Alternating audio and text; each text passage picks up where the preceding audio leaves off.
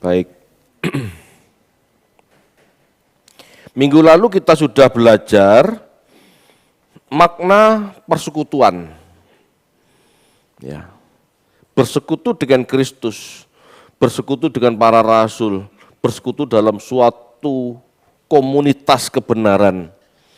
Itu bukan sekedar jargon, bukan sekedar yang penting ngumpul, tidak ya. Kemarin sudah dijelaskan bahwa persekutuan adalah sebuah komitmen, ya, kesepakatan, bukan hanya kesepahaman, tetapi ada tindakan ketaatan yang sama dalam sebuah komunitas, ya, di mana Yesus sebagai kepala komunitas.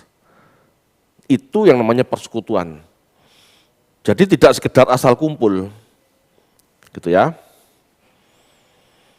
Selanjutnya dari persekutuan yang sudah disampaikan minggu lalu, di ayat 8, 9, 10, ada ayat tentang pengampunan dosa. Nah, ini akan kita bedah sore hari ini. Silakan dibacakan Pak, 1 Yohanes 1 ayat 8, 9, dan 10.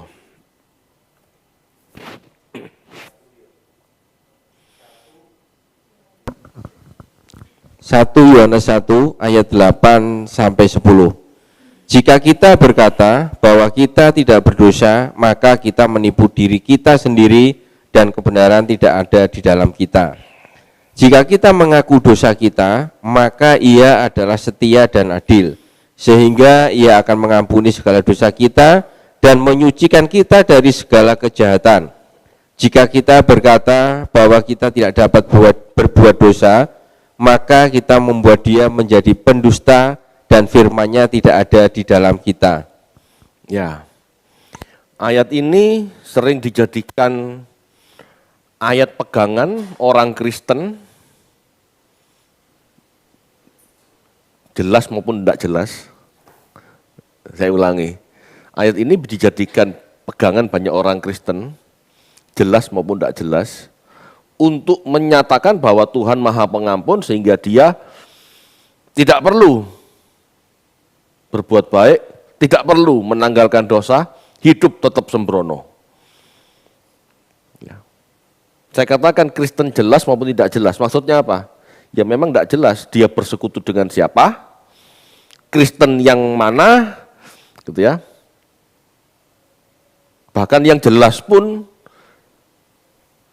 seolah-olah menjadikan ayat ini ayat wajib, Tuhan pasti mengampuni. Apakah seperti itu? Gitu ya. Ini yang kita bedah malam hari ini. Ini penting Bapak Ibu supaya kita tidak mempergunakan kasih karunia Tuhan, pengampunan Tuhan dengan sembrono.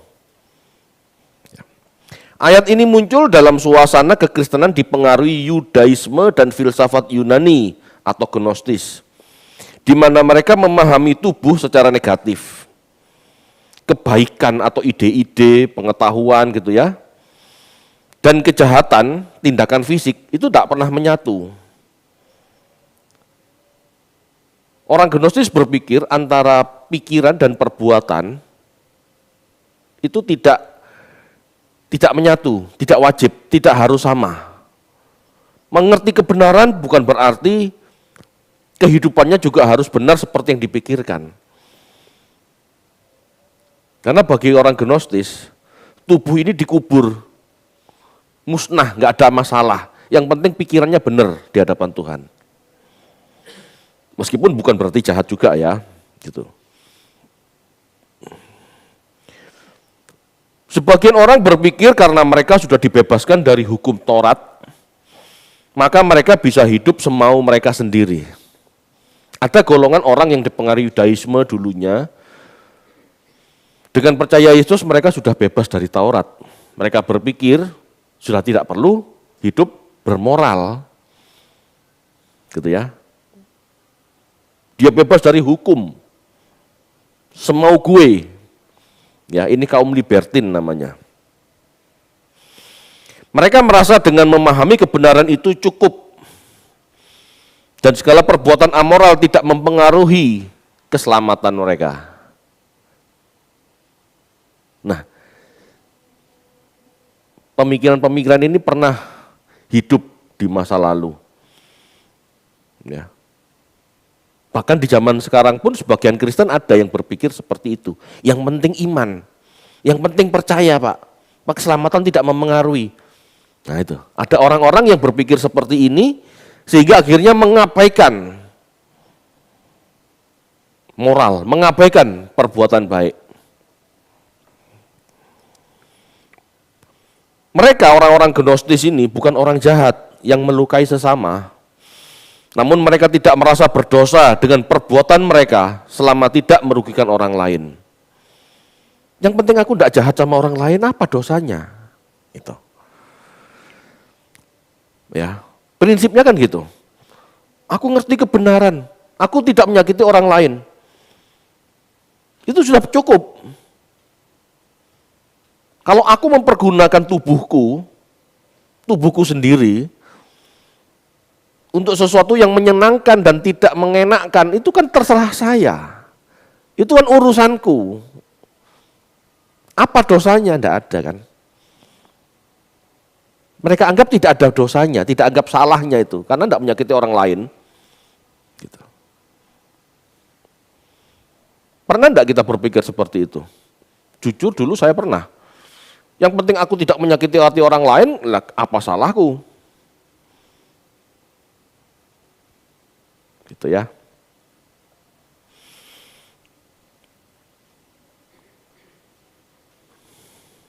Mereka mau berbuat cabul, ya. Orang-orang Yunani Romawi pada masa itu hidupnya bebas. Seperti orang Barat zaman sekarang, itu kelanjutan dari cara hidup nenek moyang mereka yang bebas. Mereka pikir tidak ada salahnya. Apa salahnya di hadapan Tuhan aku berbuat cabul? Suka sama suka. Apa salahnya aku di hadapan manusia? Aku tidak menyakiti sesama, aku tidak memperkosa. Suka sama suka.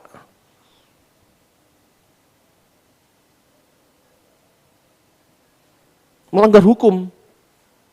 Hukum yang mana? Firman Tuhan, istilahnya. Harus menikah dulu, direstui gereja dulu, baru sah. Itu kan cuma selembar kertas. Pemikiran seperti ini, gitu ya, yang menjangkiti mereka, gitu ya. Mau sama mau, ya, asik sama asik, tidak ada kejahatan terhadap sesama. Apa dosanya? Pola mikir mereka seperti itu. Pesta pora, menghambur-hamburkan makanan, uang-uangku, makanan-makananku, aku buang mau aku apakan terserah aku kan. Mereka pikir tidak menyalahi Tuhan. Mereka pikir tidak menyalahi sesama, itu kan mereka sendiri. Makan kenyang. Ya, makan enak-enak. Kenyang. Tapi masih ada makanan yang belum dicicipi misalnya, tapi dia sudah kenyang. Dia sogok mulutnya, dia muntahkan, lalu dia makan yang belum dia makan. Itu cara hidup Romawi, dalam pesta seperti itu. Habis pesta free sex, bebas. Itu cara hidup mereka. Tidak menyalahi siapapun. Mereka anggap tidak berdosa. Ya. Ini yang sedang ditentang sama Yohanes. Jelas hal ini berbeda dengan kekristenan, di mana pengetahuan akan kebenaran harus selaras dengan perbuatan, bahkan sikap batin yang benar pula. Ya, Aletheia harus selaras dengan dikaiosune. Pemahaman tentang kebenaran harus sesuai dengan tindakan yang benar, moral yang benar. Jika tidak sama, Yohanes mengatakan itu dusta, itu menipu diri sendiri. Apa gunanya kamu tahu banyak hal tapi kamu tidak punya kebenaran, kamu nggak melakukan kebenaran, itu dusta. Setiap orang yang mengerti kebenaran dituntut melakukan kebenaran. Kalau tidak, dusta, omong tok, omong doang. Itu. Ya. Seseorang yang mengerti kebenaran harus hidup sesuai kebenaran yang dia pahami. Kekristenan jelas mengajarkan mengingini wanita yang bukan istrinya dalam hati saja itu sudah berzina. Apalagi berbuat cabul, ada tindakan fisik. Meskipun suka sama suka, itu bukan milikmu. Kamu belum diikat dalam sebuah pernikahan, kan?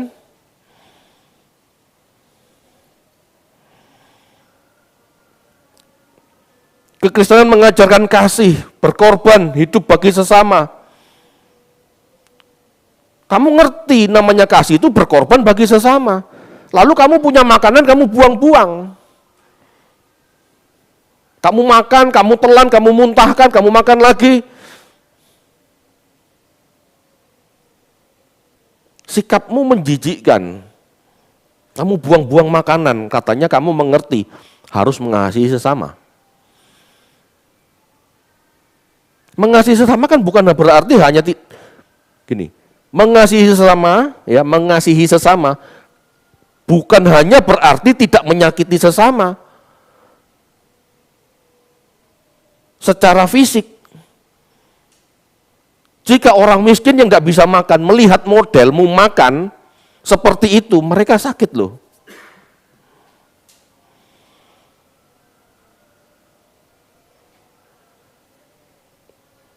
Pernah enggak berpikir di pihak mereka? Kalau kita tarik di zaman kita sekarang ya, kita makan, mungkin kita enggak nyogok mulut kita sehingga kita muntah lalu makan lagi. Itu keterlaluan ya. Anggap saja kita makan gitu ya, pesennya banyak, tapi enggak habis. Dibuang-buang. Orang yang enggak bisa makan, melihat itu gimana? Bu ya jangan dibuang-buang, kasih no aku masih mau. Mungkin pikiran mereka seperti itu. Ya. Cara mengasihi sesama itu bukan hanya tidak menyakiti sesama, tetapi memberi kasih, berbagi. Ya. Jadi sikapmu meskipun tidak menyakiti orang lain, belum tentu kamu tidak menyakiti orang lain. Bisa jadi kamu menyakiti hati orang lain tanpa sadar. Makanya kita harus bersikap tepat, ya, harus punya empati. Bagaimana jika orang lain melihat ini? Itu perlu. Ya.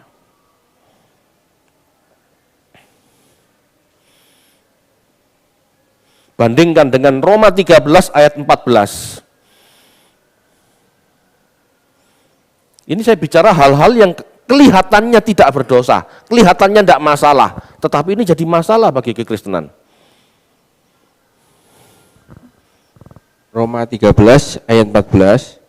Tetapi kenakanlah Tuhan Yesus Kristus sebagai perlengkapan senjata terang, dan janganlah merawat tubuhmu untuk memuaskan keinginannya.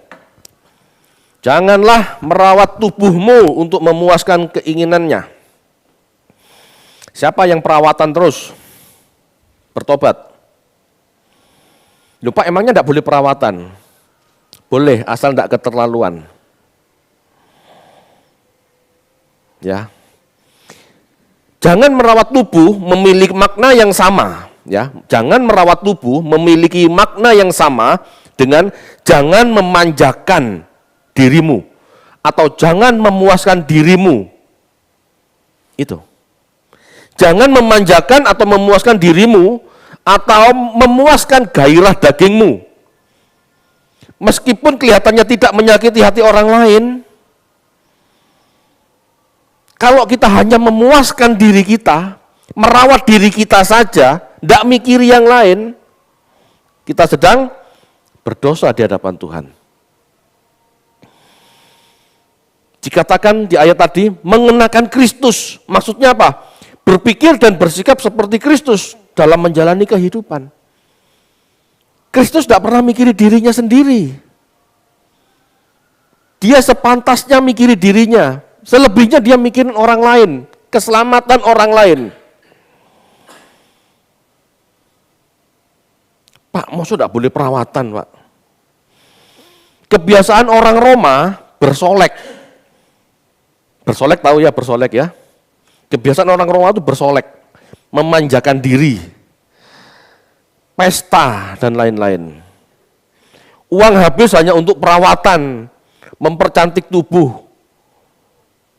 Padahal itu semua, padahal tanpa itu semua manusia tetap hidup kan? Saya bukan anti perawatan tubuh ya, tetapi jangan terlalu, jangan memuaskan. Ya. Meningkatkan nilai diri dari kecantikan, ketampanan, kekayaan, itu dosa. Meningkatkan nilai diri. Ya, meningkatkan nilai diri. Boleh pijet, spa, ke salon, manikur, pedikur, boleh, bukan tidak boleh. Tetapi kalau setiap hari, mau apa? Maksud saya gini loh, saya mau nembak gini loh. Saya mau menembak batinia yang merasa kurang puas. Tidak puas dengan dirinya.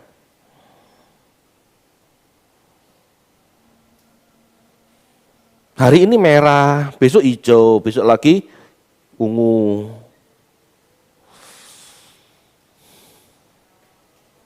Permak sini, permak pipinya tembem ditiruskan. Permak lagi, hidungnya dimancungkan, dagunya dilancipkan. Terus ada aja yang diubah.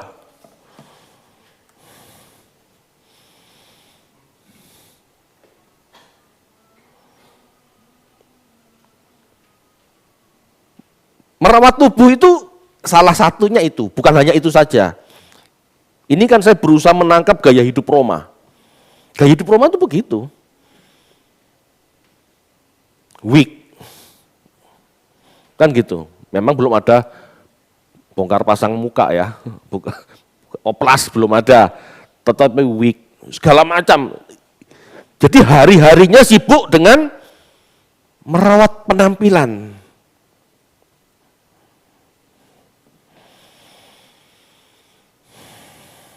Ini kan duit semua Bapak Ibu.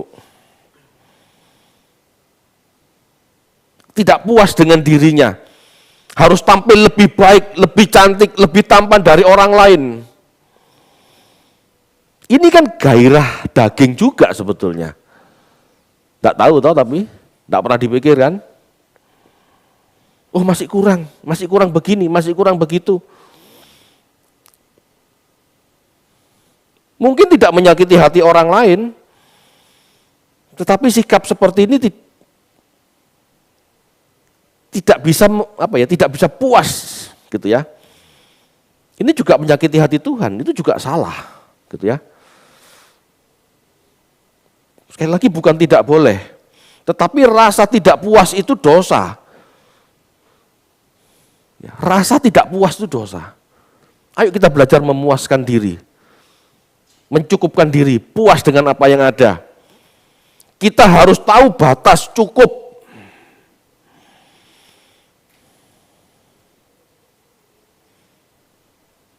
Pak, tapi kalau artis gimana Pak? Ya mungkin kalau artis bisa lebih, silahkanlah, boleh lebih daripada orang pada umumnya. Tetapi kan juga tidak boleh berlebihan.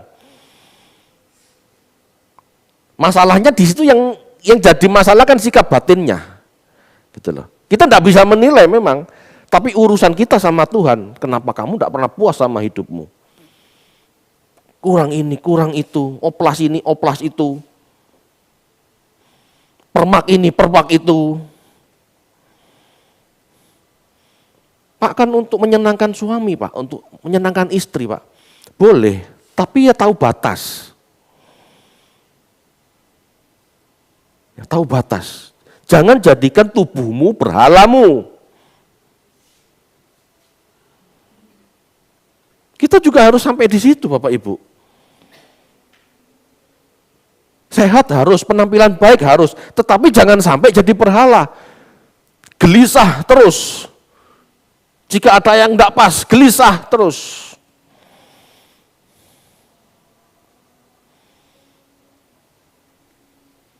Kalau cowok, Pak, banyak juga kalau cowok. Kalau cewek mungkin merawat tubuh ya, perhatiannya, terus stresnya karena tubuh kurang begini, permak lagi tubuh. Kalau laki banyak, modifikasi mobil, modifikasi rumah, modifikasi motor, kurang terus, permak terus. Bukan tidak boleh merawat rumah, merawat mobil ya, boleh. Tetapi kalau galau, pagi sudah dibetulin, sore bingung lagi. Ada kan sikap seperti itu? Kok masih begini ya? Kok sih gak pas rasanya ya? Kurang gimana ya? Besok berubah lagi. Bongkar lagi. Sudah bagus-bagus, peleknya ganti lagi. Ada rasa tidak puas. Kelihatannya tidak menyakiti sesama. Tapi orang seperti ini tidak punya empati dengan orang lain. Banyak yang lebih penting daripada sekedar mobil, rumah, permak tubuh, dan lain-lain. Ya. Ini saya berusaha cuman menjelaskan arti merawat tubuh dalam Roma tadi ya. Sesuai konteks saat ini. Zaman dulu beda lagi. Ya. Itu juga dosa Bapak Ibu. Ini saya sedang nembak sikap batin, sikap hati. Kenapa? Karena pengampunan Tuhan itu berlaku juga untuk sikap batin.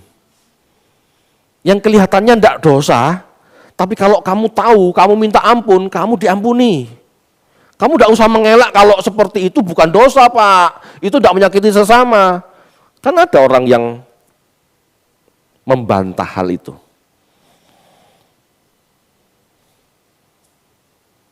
Ya. Jelas sekali Bapak Ibu ya, jelas sekali manusia itu berdosa. Meleset dari kehendak Allah. Ada kecenderungan-kecenderungan seperti itu yang menganggap tidak dosa padahal berdosa.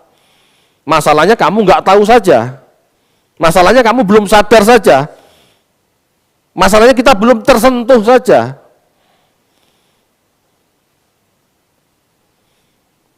Untuk itulah Tuhan Yesus inkarnasi menjadi manusia. Sang terang itu menjadi manusia, supaya manusia bisa diterangi batiniahnya. Mengerti kalau hal-hal seperti itu salah. Ya. Ini tidak ngomong masalah dosa atau kejahatan secara fisik yang kelihatan, sudah enggak. Ini kan ngomong di dalam jemaat. Ini kan ngomong di dalam konteks persekutuan. Ini kan ngomong tentang orang-orang Kristen yang sudah tahu kebenaran. Gitu loh. Jadi ini bukan masalah kejahatan membunuh sesamanya atau korupsi. Tidak. Tapi ini orang-orang yang memang mau bertobat dalam sebuah komunitas di mana mereka dulu Yahudi, gitu, moralnya sudah baik. Sekarang mereka jadi Kristen, jangan merasa tidak bersalah. Itu maksudnya. Jangan merasa kamu sudah benar. Kamu tidak terikat pada hukum, dan kamu nggak melanggar hukum. Kamu merasa sudah benar. Jangan seperti itu. Setiap orang harus menyadari bahwa dirinya dalam gelap. Jika kita menyadari bahwa kita meleset, maka kita tahu kita membutuhkan Tuhan Yesus. Kalau kita sadar, kalau kita mau koreksi, kalau kita mau meneliti, Seharusnya setiap orang tahu bahwa kita ini sedang meleset. Kita butuh terang.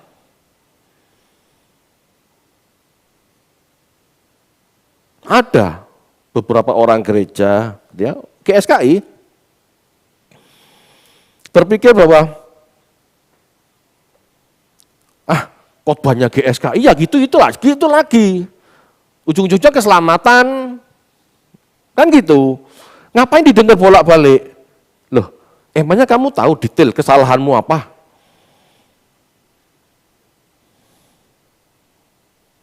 Sikap-sikap yang tadi saya sampaikan belum tentu dipikirkan orang, betul? Belum tentu dipikir. Mereka anggap biasa.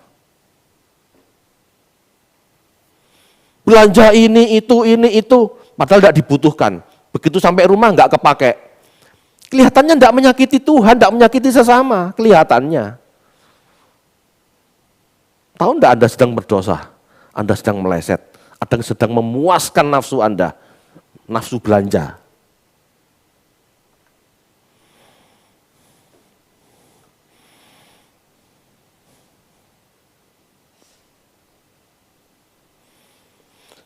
Semua orang tahu kita cenderung berbuat dosa, melakukan yang salah.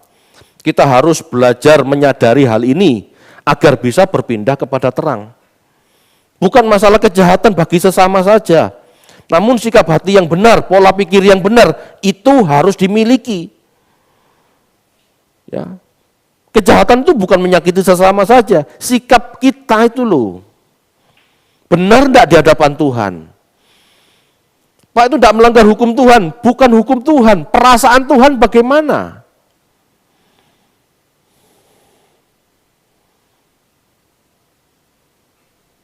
Tidak ada memang hukumnya, tidak boleh belanja apapun, tidak ada.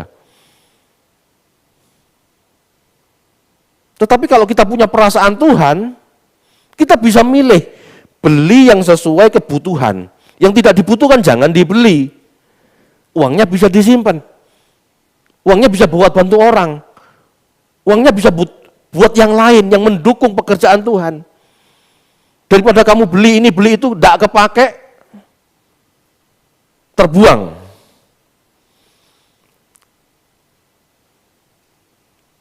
Kenapa dulu kamu beli? Kepingin sih. Loh, kamu keluar uang cuma kepingin sih, padahal banyak orang tidak punya uang untuk makan. Untuk sekolahkan anaknya tidak bisa. Kamu cuma beli barang, keluarkan uang hanya karena kepingin sih. Padahal tidak pernah dipakai. Itu dosa loh. Meleset kan? Dosa itu kan meleset.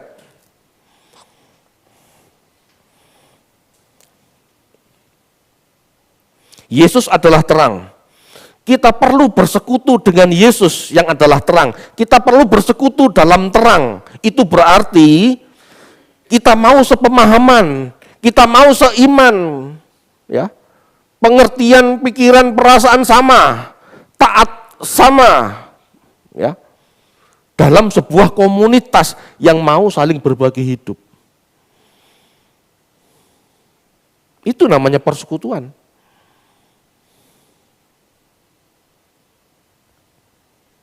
Pak, saya kan sudah bantu orang, Pak. Maksud saya belanja ini itu enggak boleh? Boleh belanja, tetapi belanjalah sesuai kebutuhan. Jangan karena hanya kepingin. Padahal barangnya sudah numpuk. Apalagi kalau orang-orang tua itu ya, barangnya tumpuk, banyak numpuk di gudang, disesel-sesel nih. Bahasa Jawa Timurnya apa? Nyoso.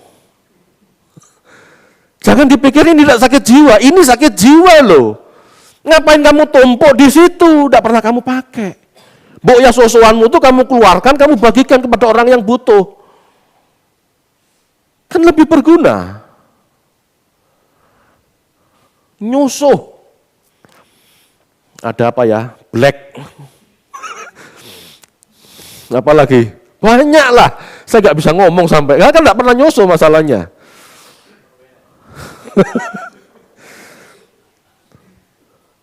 Apa? Mboknya dibagi baju gitu ya. Pasti orang pikirannya gini, baju ini diberikan orang eman, siapa tahu aku besok kurus kan bisa pakai lagi. Kapan kurusnya? Iya kan? Jujur lah. Loh, ini saya ngalami, iya kan? Badan saya dulu kan enggak segini. Baju saya juga kecil-kecil dulu. Tentu saya pikir, ya buat apa ya? Ya besok naik kurus lagi. Kapan kurus kasihkan. Sudah saya kasihkan. Dia buat apa Bapak Ibu? Enggak kepake. Loh, Anda pikir nyusu itu enggak dosa? Dosa, itu dosa besar. Orang enggak tahu, Tuhan tahu kamu tuh pelit, kikir, ngiprit, berhala itu semua. Orang-orang tua,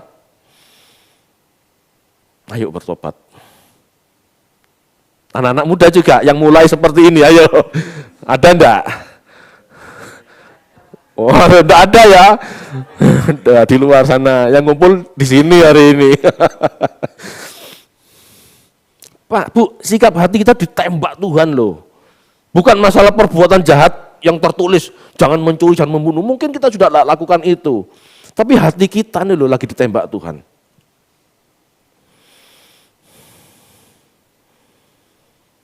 Kita bukan hanya mengenal Yesus secara pengetahuan, ya secara hukum, tetapi juga harus bertindak dan hidup seperti Yesus hidup berdasarkan pikiran dan perasaannya. Bagaimana perasaan orang lain? Makan saja tidak bisa, piring cuma satu. Ada kan rumah itu? Gubuk, reot gitu ya. Bu, ya keluarkan susuanmu, kamu punya kan? Satu set toples, satu set mangkok, satu set piring. Bu, ya dibagikan separuh. Supaya orang itu makan dengan wajan, tidak pakai piring seng. Daripada nyusu, dipakai enggak?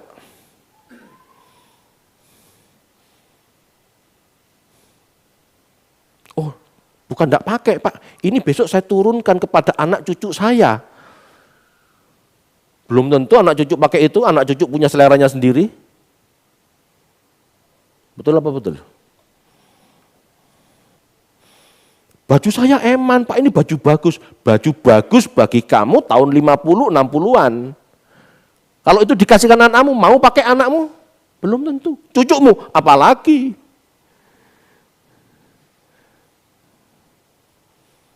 Ya memang kalau ada anak gitu ya, dikasih neneknya begitu ya terima saja. Jangan sakiti hatinya. Tetapi seharusnya jadi nenek juga berpikir, daripada disimpan bertahun-tahun nyusuh, bagikan ke orang miskin, ke orang yang tidak punya baju, yang bajunya nggak pernah ganti itu masih banyak. Ya. Kita baca 1 Yohanes 2 ayat 6.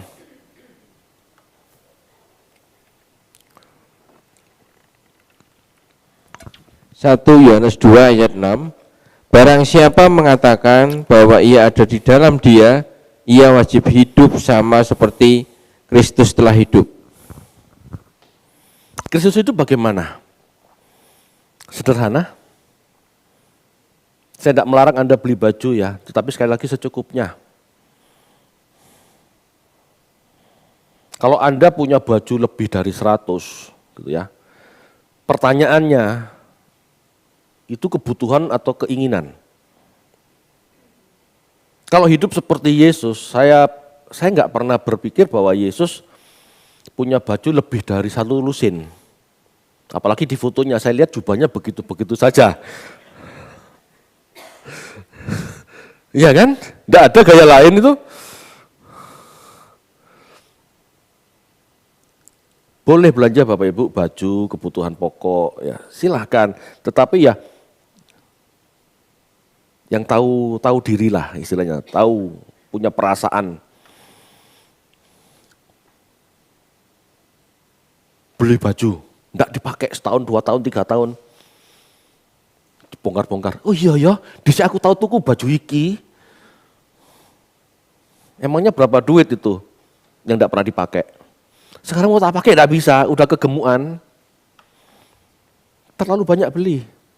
Enggak kepake, puterannya bisa-bisa setahun sekali. Bukan enggak boleh ya. Tapi hargai. Ya, hargai kasih karunia Tuhan. Cobalah berpikir dari orang lain, dari sisi pandang orang lain yang enggak mampu. Lihatlah hati Tuhan, kira-kira senang enggak dengan aku ngumpulin koleksi seperti itu. Koleksi sepatu Pak, sampai satu ruangan, 3 lemari. Buat apa? Berguna enggak? Jangan memuaskan tubuh, jangan merawat dirimu, itu maksudnya.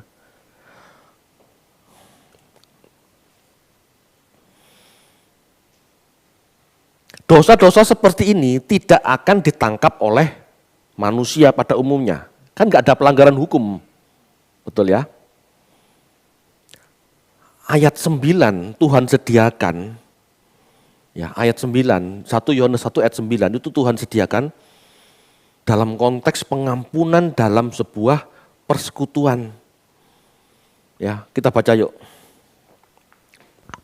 1 Yohanes 1 ayat 9, jika kita mengaku dosa kita, maka ia adalah setia dan adil, sehingga ia akan mengampuni segala dosa kita dan menyucikan kita dari segala kejahatan.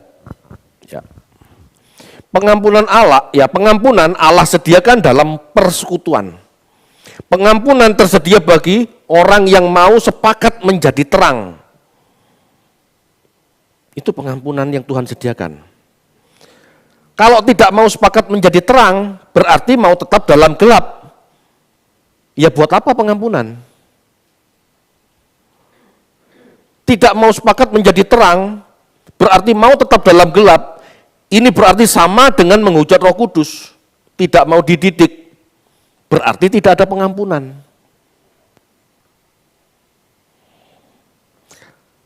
Dikatakan di sana Allah setia dan adil mengampuni kita jika kita mengaku dosa kita. Mengaku dosa. Kalimat mengaku dosa ini sebetulnya kan sebuah ungkapan bahwa kamu ngakui kesalahanmu meskipun kamu nggak dilihat orang berbuat salah. Paham ya? Mengaku dosa itu berarti apa? Dosa dalam batin. Mengaku dosa itu berarti apa? Mengakui pola pikirnya yang salah. Meskipun tidak menyakiti orang lain, bukan berarti kamu benar. Meskipun tidak menyakiti hati orang lain, bukan berarti kamu tidak punya dosa. Selidiki pikiranmu, kamu akan tahu kesalahanmu. Kalau kamu tahu kesalahanmu, kamu mengaku dosa pada Tuhan, dan Tuhan sediakan pengampunan. Itu maksudnya.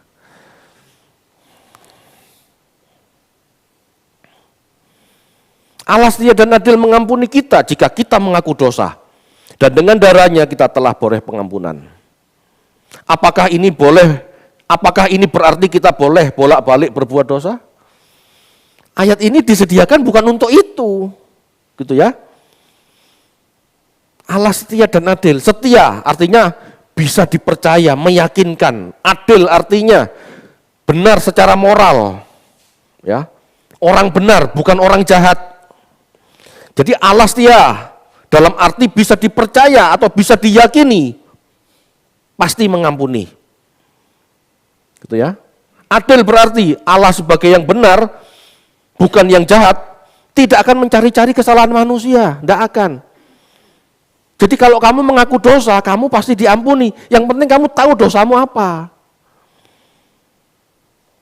Tuhan gak cari-cari kesalahan, kamu akui saja apa yang menjadi kesalahanmu. Kesalahan pola pikirmu, kesalahan batiniahmu, kamu akui. Tuhan ampuni kok.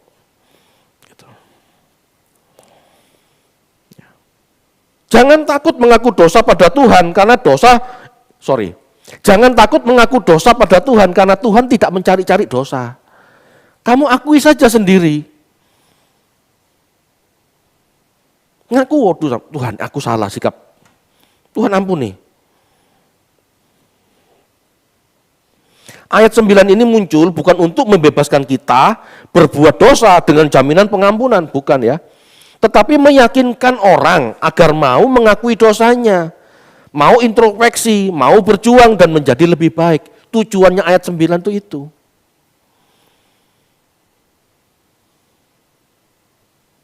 Ini kan dalam sebuah konteks persekutuan.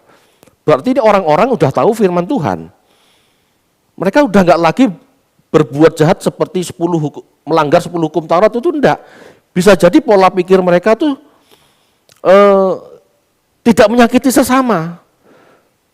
Tetapi Yohanes ngomong, jangan kamu pikir sudah tidak berdosa. Jangan kamu seperti orang-orang Gnostis yang berpikir kalau nggak menyakiti sesama tidak berdosa. Dosamu tuh masih banyak.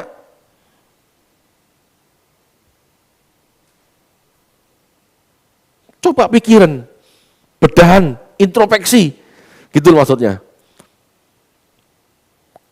Apa yang kamu temukan yang meleset dalam dirimu, akui di hadapan Tuhan. Tuhan setia mengampuni dosa. Kalau pola pikirmu salah, berubahlah.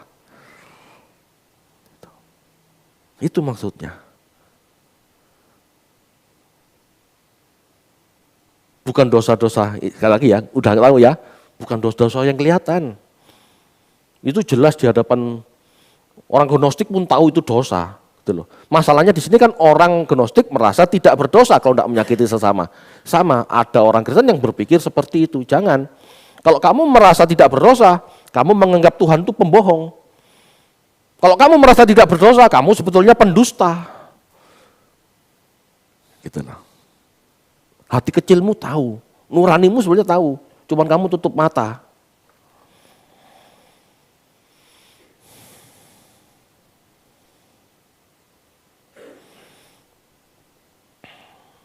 Persekutuan adalah kesepakatan dalam segala hal. Jika Allah itu terang, maka kita wajib menjadi terang. Jika Allah tidak ada jika di dalam Allah tidak ada gelap, maka seharusnya di dalam diri kita tidak ada gelap juga. Cari kegelapan apa dalam diriku. Ini kalau orang tidak pernah merenung, tidak pernah dengar firman Tuhan, kalau selalu menganggap khotbahnya GSKI sama-sama saja, salah. Pernah enggak kita mendeteksi hati kita sampai di situ?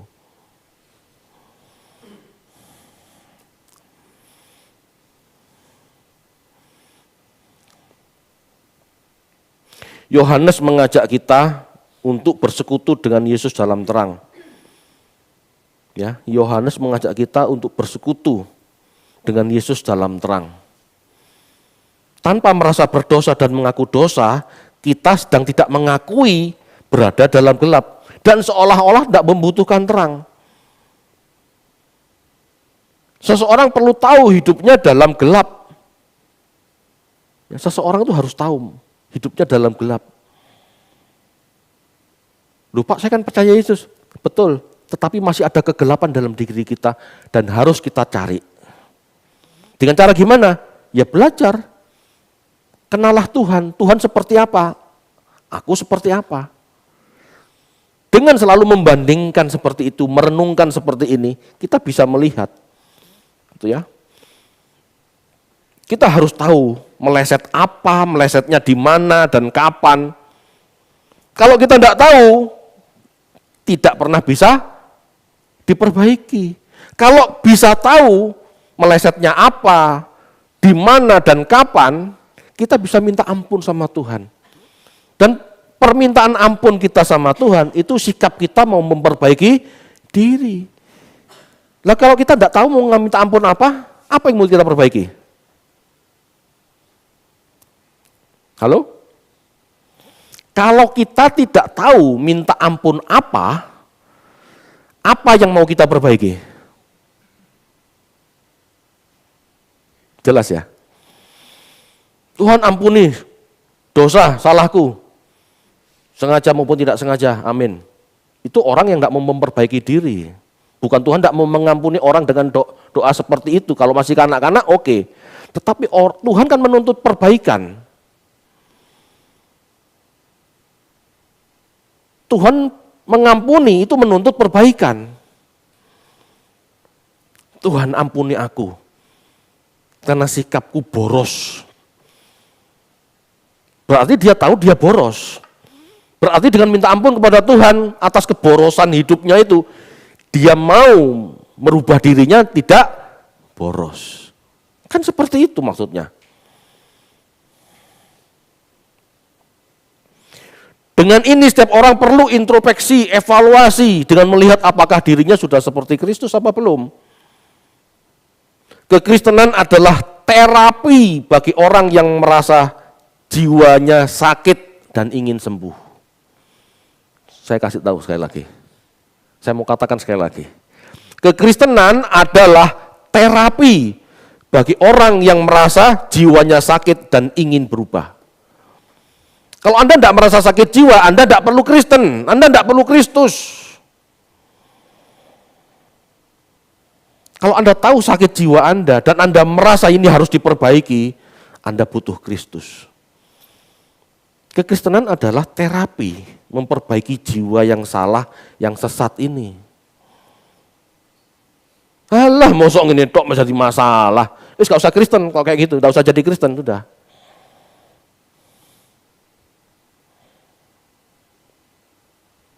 Kekristenan itu terapi Bapak Ibu, makanya butuh proses, butuh belajar, butuh mengolah pikiran, butuh mencari, butuh menyelidiki, butuh mengakui, butuh perjuangan. Itu terapi. Terapi itu enggak bisa langsung seperti obat gitu ya, enggak bisa namanya sekali suntik langsung sembuh. Kemarin mama saya di sini akupunktur tusuk. Itu terapi. Enggak hanya sekedar itu, pulang dari akupunktur masih belajar jalan. Harus squat jam, bukan squat jam ya, tapi squat. Bukan enggak ada jamnya. Duduk, berdiri. Belajar jalan. Itu terapi, sampai benar-benar akhirnya sembuh bisa jalan. Itu terapi. Kekristenan itu terapi. Firman itu alat untuk menterapi.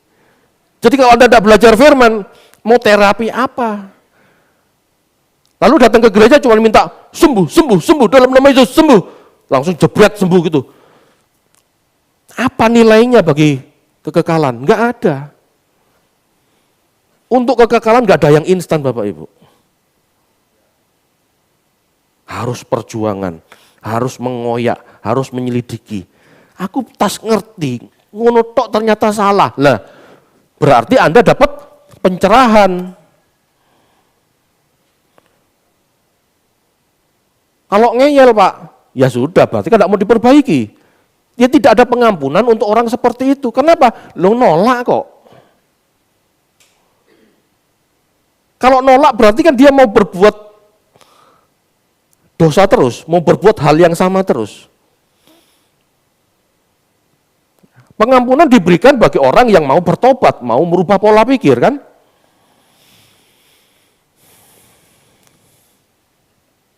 Setiap orang dengan kebenarannya harus melihat ke dalam batiniahnya. Apakah masih ada kemelesetan atau kepalsuan. Kebenaran yang kita pahami bukan untuk menghakimi orang lain. Kebenaran yang kita pahami harus apa? Mengoreksi diri kita sendiri.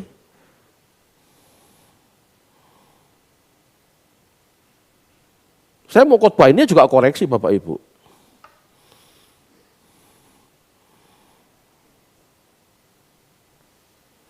Setiap orang harus menyadari kesalahannya.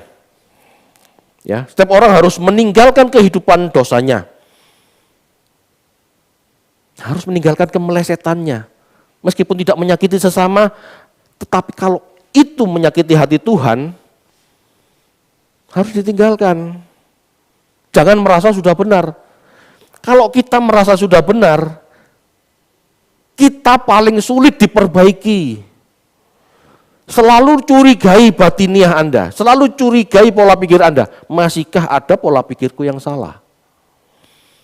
Lah ngerti punya pola pikir salah aja belum tentu bisa berubah kok. Kan masih butuh perjuangan. Apalagi tidak punya pengertian. Harus cari terus.